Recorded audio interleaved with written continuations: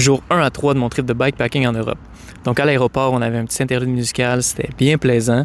Et puis mon vélo était déjà dans l'avion, dans une boîte. Donc quand je suis arrivé, j'ai dû prendre ma boîte. Puis il était 11h30 le soir, là, puis il y avait quand même un magnifique coucher de soleil, là, c'était incroyable. Ensuite de ça, j'ai dû sortir mon vélo de la boîte, puis tout le remonter ici. On voit déjà que les roues avaient été remises, mais les roues ont été enlevées, les pédales ont été enlevées, le guidon a été tourné, les racks ont tout été enlevés aussi. Donc, j'ai dû tout remonter ça. C'est quand même un très long processus. Surtout qu'on se rend compte qu'à ce moment-là, il est presque 1h du matin.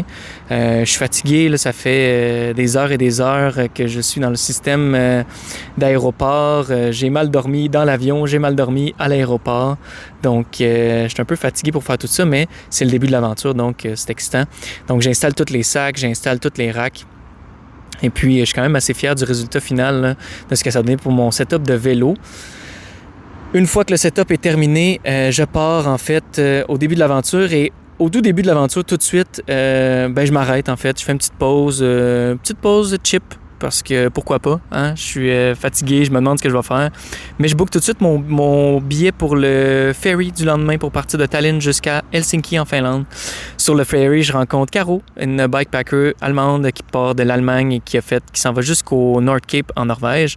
Donc on est arrivés ensemble à Helsinki. Ensuite de ça, on s'est rejoints à d'autres moments avec mon amie Evelyne aussi, pour aller dans un petit marché fermier où on a pu observer plein de belles fleurs. C'était dans un jardin communautaire. On a aussi pu goûter à des délices locaux. Donc, on voit ici là, mon amie Evelyne qui discute pour trouver les meilleures tiges de rhubarbe possibles pour une tarte à la rhubarbe. Donc, ensuite de ça, on a eu de la musique live. On a mangé un peu de la bouffe végétarienne, et oui, des saucisses végé. On s'est promené un peu, puis on a été chacun de notre côté là, pour se reposer avant la suite des choses. Donc, restez avec nous pour la suite des choses.